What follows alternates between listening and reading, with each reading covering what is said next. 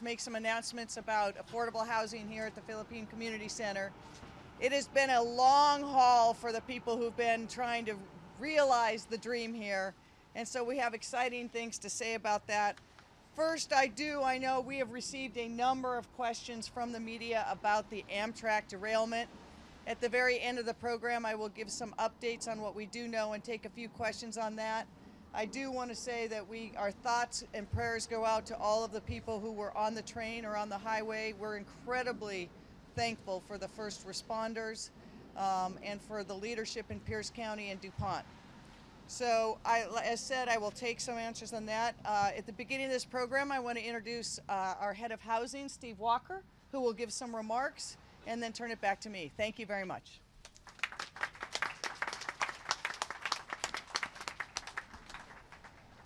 Well, welcome everyone, and thank you very much for joining us.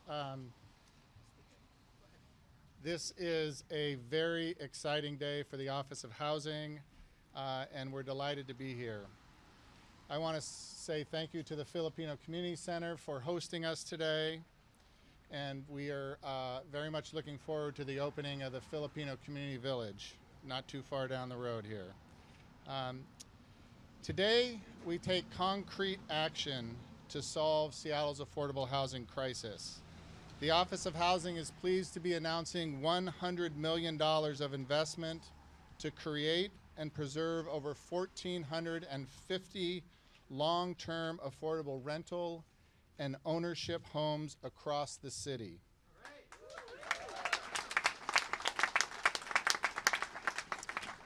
This significant investment will provide homes for thousands of low-income households for years to come, people experiencing homelessness, seniors, low-wage working people, and families.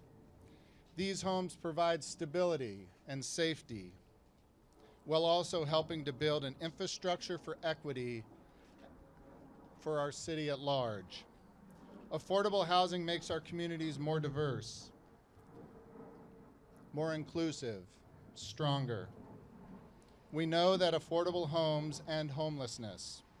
A portion of today's investments will provide permanent supportive housing for those experiencing homelessness. We continue to advance this proven tool and model to support chronically homeless people in our community and move people off the streets. We also know that long-term affordable housing acts as a bulwark against displacement, helping to ensure that low-income people can stay in their communities. And today's investment will deliver on the promise of an opportunity for home ownership for first-time low-income home buyers so they can build equity and community in our city. In all, this $100 million creates 896 new homes in 9 buildings, preserves 535 homes in 7 buildings, and creates 25 permanent affordable ownership opportunities. I'd like to recognize Councilmember Teresa Moscato, who I saw came in. There she is, my new housing chair. Thank you for being here. And I'd like to bring back the mayor to provide some reflections and a few comments on these awards. Thank you for being here. Thank you very much, Steve, and thank you, Councilmember Mosqueda, for your continued devotion and commitment to making Seattle a more affordable and inclusive city that you share with many of the council members who have pushed very hard for these kinds of investments. I also want to recognize Lori Olson of the Office of Housing, who has worked so hard to make all of these projects come forward.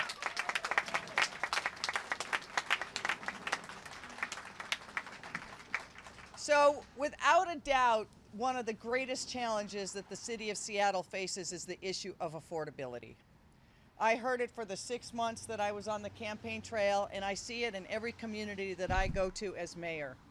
We are a changing and growing city, and with that has come this challenge of affordability, which has also impacted every other issue we're facing in Seattle, from the ability for people to live near where they work, to our homeless problem, to a sense of community. Too many Seattle residents these days are either locked out or pushed out of Seattle. Today we're making a huge down payment on a more affordable future. Our city is being rebuilt before our eyes, and today we announce these $100 million of investments that will try to make that rebuilding one that is more inclusive, more diverse, and more open for business in every part of the city. You will see that the projects range from projects near Roosevelt to projects here at the community center to projects throughout this city, because I as mayor and the city council are determined to make this city more affordable and more inclusive in every corner of this city.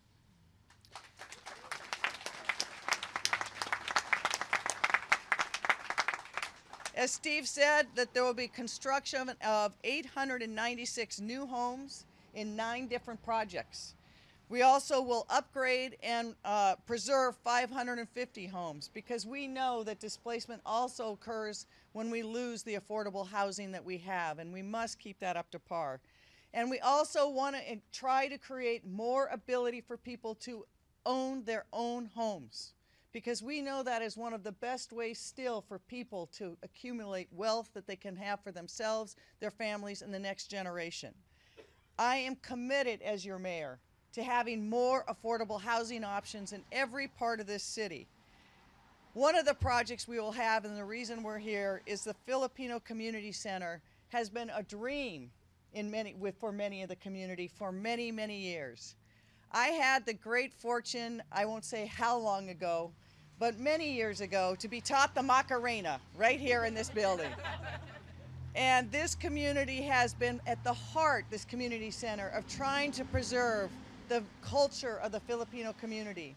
And for those of you who may have been at the drop-in center, the International Drop-in Center for the award to the Filipino veterans, we know how much this Filipino community has given, not just to the city, but to our country. And in this very center, there is a museum that acknowledges that contribution. And so we're very, very pleased that one of the keystones of this announcement today is to make real the village that will allow 94 affordable homes to be built right here at the community center and have this as a robust place for community. Yes.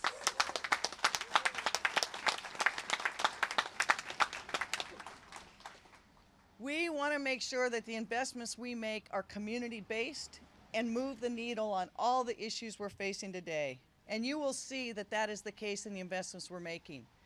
But make no mistake about it, key to the future of Seattle is housing. You know, housing is so central to who we are as humans. We need to make sure that we, not just people experiencing homelessness, but those who are threatened of losing their housing today, or those being displaced from the city, know that we are working as a city to change that on every front. So we will do that, but we can only do it with partnerships. We are having partnerships throughout the city. If you look at each of these developments, whether it is Plymouth Housing or DESC or community groups, every one of these housing projects relies on great partnerships throughout this city.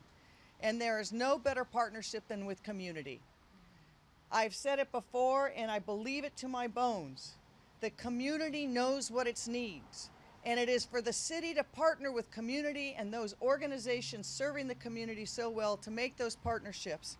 And I'm so pleased that my Office of Housing, the Office of Economic Development, others have worked very hard to make this a reality. I also want to note one person who's not able to be here, and that is Speaker Frank Chop. For any of you who knows him, he was a visionary on the importance of housing to developing community. And he has been a stalwart advocate. I've met with him several times. I look forward to working with him more, because I know part of our solution is working not just here in Seattle with the partnerships, but regionally and particularly with the county and the state. So I want to thank Speaker Chop for all his efforts. And now I want to introduce the guest of honor, Elma Kern, who is co-chair of the Filipino Community Village Project, who can tell you more about that project in specific.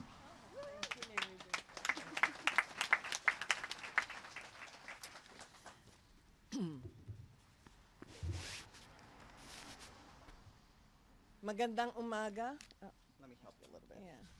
There. There you go. Thank you. Magandang umaga sa inyong lahat. Good morning to everybody. I'm Alma Kern and I'm co-chair of the Filipino Community Village Project. Mayor Durkan, today you have given us, the Filipino community of Seattle, the best Christmas gift in our 83 years of history. Today we all feel like $10 million. With the $10.9 million of funding that you have given us, the Filipino Americans of Seattle, you have given us, the Filipino Americans of Seattle, a wonderful chance to participate in your efforts to provide affordable housing for the citizens of Seattle. You have listened to us, and you and the City Council and the Office of Housing have given us renewed confidence that our 10-year-old dream will be a reality. Thank you very, very much. You have also given us renewed hope and confidence, and especially the youth of Rainier Valley, that with the Innovation Learning Center, which will be on the first floor of the village, will be able to provide skills and so that they can become techies and make a significant contribution to our city's economy. Thank you, Mayor Durkan, City Council, and Office of Housing for this funding.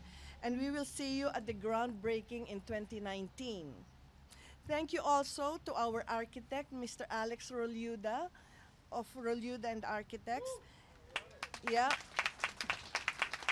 He's gonna make our village the most beautiful housing center you have ever seen. And our development partner, Beacon Development Group, our project managers, Brian and Chris Moxon. And Merry Christmas to you all. Thank you for the gift, Mayor Durkan.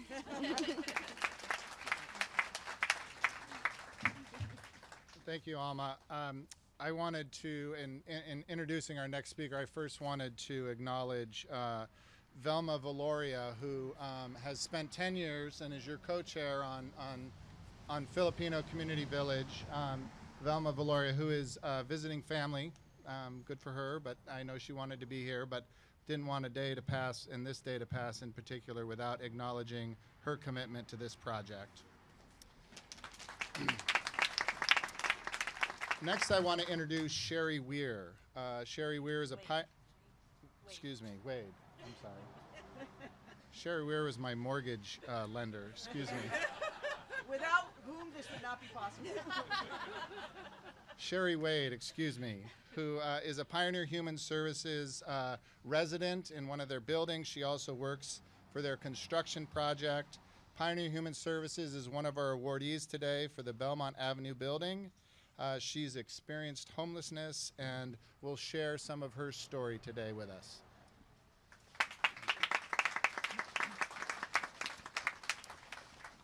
Hello, I'm honored to have this opportunity to speak to you today and share a little of my story and how affordable housing has changed my life. In my youth, I grew up in the foster care system, experienced neglect and abuse. Unfortunately, I didn't really learn any positive life skills to lead me on the path to a successful life, so I ended up making several bad choices, resulted in arrest and becoming homeless. I lived on the streets, and at one time, Nicholsville Tent City was my home. Ironically, today, the former Nicholsville site is just a half mile from where I work full-time today. During the years that I struggled with homelessness, my mental health declined, and my desperation escalated. The fact that I had been arrested and now had a criminal record became an even higher barrier to finding housing. Without an address, I could not fill out a job application, and the vicious cycle of being homeless continued. I tried everything. Even the most dilapidated housing options would not take me. I used the little money I had, paid landlords the application fee, and submitted 40 applications. Each time I was hopeful, and each time I was rejected. In my homeless years, I remember situations like going into the library to sleep and being asked to leave, and using hot bricks in the fire from the homeless camp, wrapping them in a blanket, and sleeping with them to keep warm. My situation became more desperate, and I was eventually arrested again. After serving 4 months in jail, I learned about Pioneer services and affordable housing options they offered. I had a strong desire to find the better person I knew was inside me. I was fortunate that Pioneer had a space for me in one of their short-term clean and sober housing programs, and they did not discriminate against people with criminal records. It's hard to describe the joy and hope I felt when I received the key to my own apartment. For the first time after being homeless for so long, I finally had a safe place to call home. Within the program, I also had community of supportive people like case managers and other residents that helped me along. Being able to cook my meals in my room was healing to my body and mind. Having a place to lay my head under an actual roof was wonderful. I know securing my housing was 90% of what healed me, mentally, physically, and spiritually. But I also know not everyone is as lucky as I have been in finding affordable housing. Sorry. You're doing great. Okay. Affordable housing is such an important need for people. Being able to have a safe roof over your head, being around other people who are positive and working towards similar goals, all this feeds into a person's well-being. Today, I have my own apartment in one of Pioneer's permanent housing buildings. I work full-time in the real estate and project services division, assisting the vice president. And I'm planning to resume my college education. I am so grateful, and I want to stress that affordable housing is a key element that aids men and women in transcending their past and to become productive members of their community. Thanks again for this opportunity to share my story.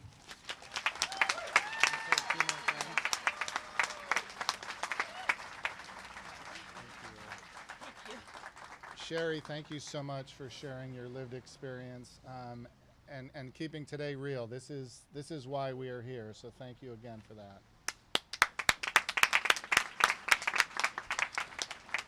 As the mayor has mentioned, we value partnership, and I have to acknowledge the amazing, strong group of mission-based community organizations and housing developers that we have the opportunity to work with year in and year out, many of whom are represented here today in the awards.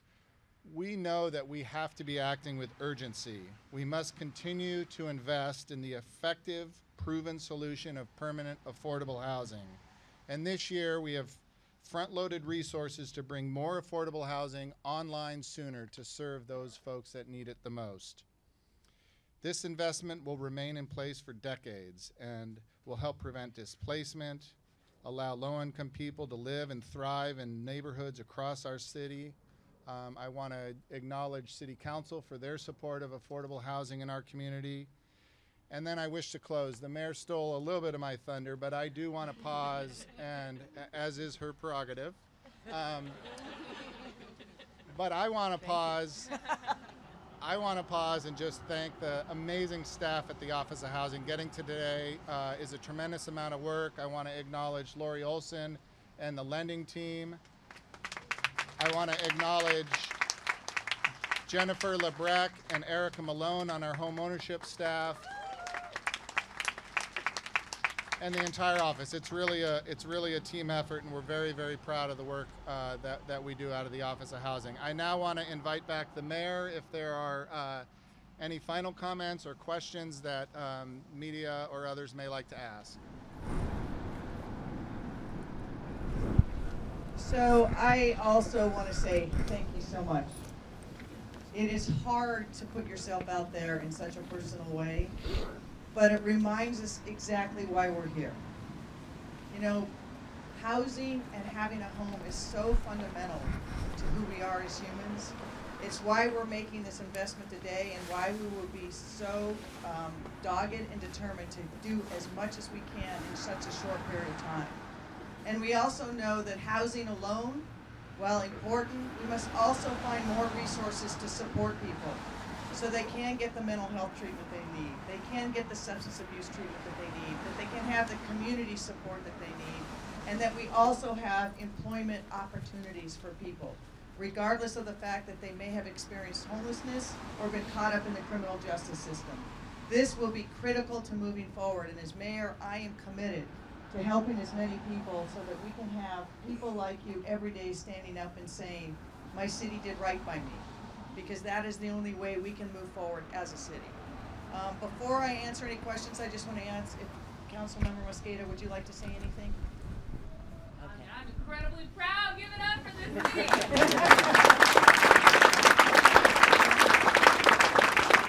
So I'll take some questions on that. I know that we did, as I said at the beginning, we had received a number of immediate inquiries about the Amtrak collision and derailing. I want to again extend all of our best wishes for all of those people who were in the train or on the highway.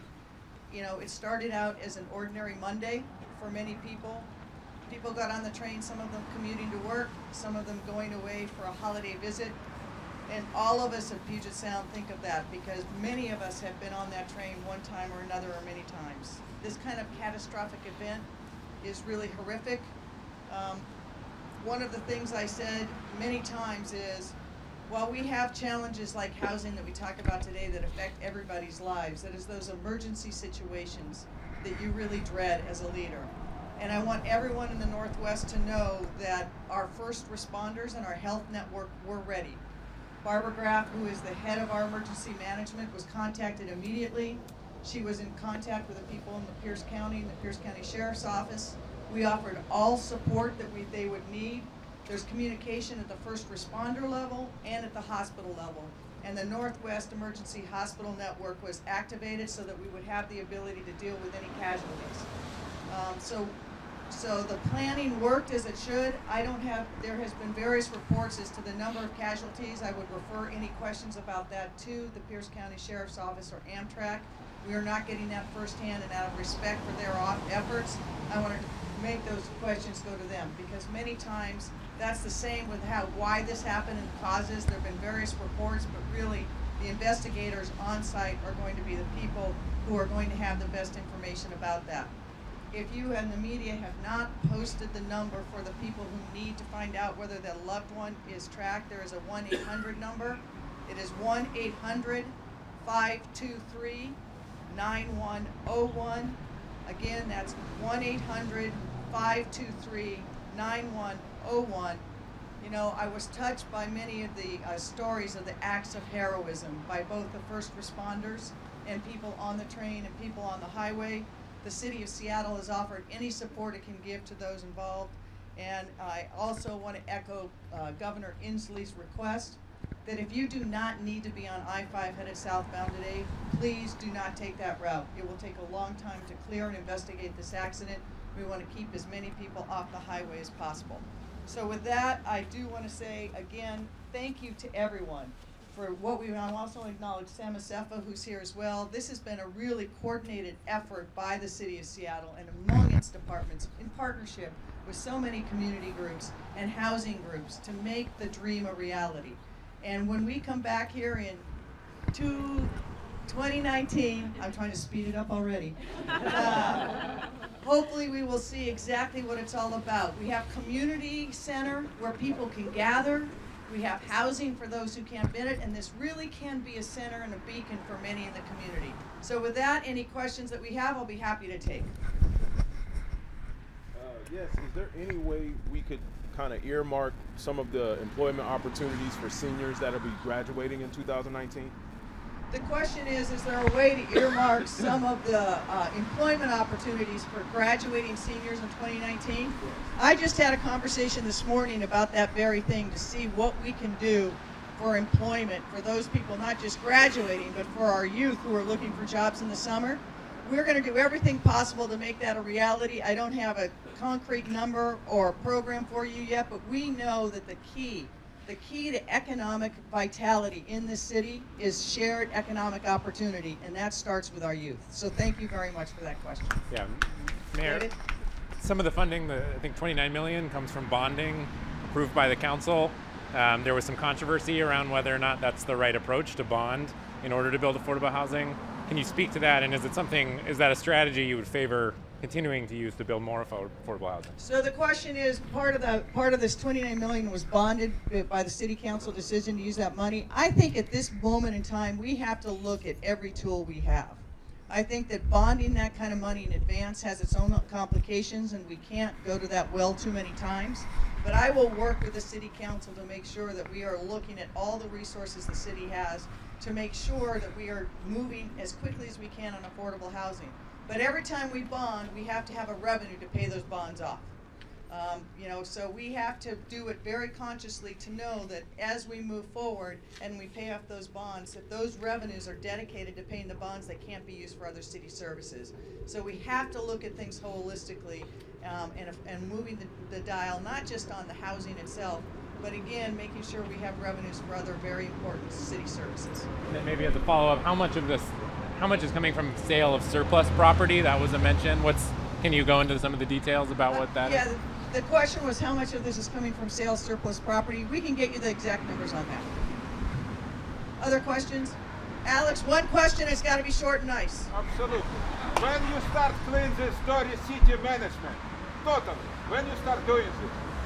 Thank you for that. For you. That's Good one for question. city. You only get one, remember? Yeah. When All right. you start cleaning the story management. All right, I will not call them dirty management, but we have announced a number of changes in city government, and we will move forward in looking and evaluating. We've also keeping a number of people like those people here who are doing a great job for the people of Seattle. So we're moving forward. Any last questions? Steve? Mayor, you said that in your press release, you said some of the funding will be federal funding. What are the sources of the federal funding, and how much does it make up? We'll get you the specifics unless, Steve, you want to take that question now? Yeah, we'll give you the full breakdown of all the funding.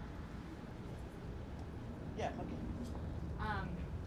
So I just want to make a comment on whether or not this is a wise investment. This is absolutely the wisest investment that the city of Seattle can do. When we invest in housing, and housing coupled with community centers, childcare centers, health centers, around transit lines, we save lives, we've saved money, and we are investing in the future. I think it's a wise investment from the City Council. I think I am incredibly proud of our city and our new mayor, Mayor Durkan, our Office of Housing, and our community partners. And I just wanted to take the opportunity to say, on my behalf, as the chair of the new Housing Committee, we think this is an incredibly wise investment. We're incredibly proud of today's announcement, and I think I'd like to give it up one more time for our incredible city and mayor.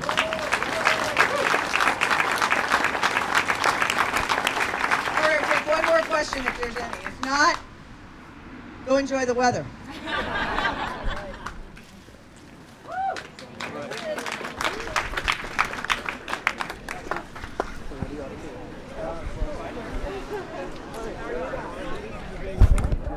There's a reception inside the building.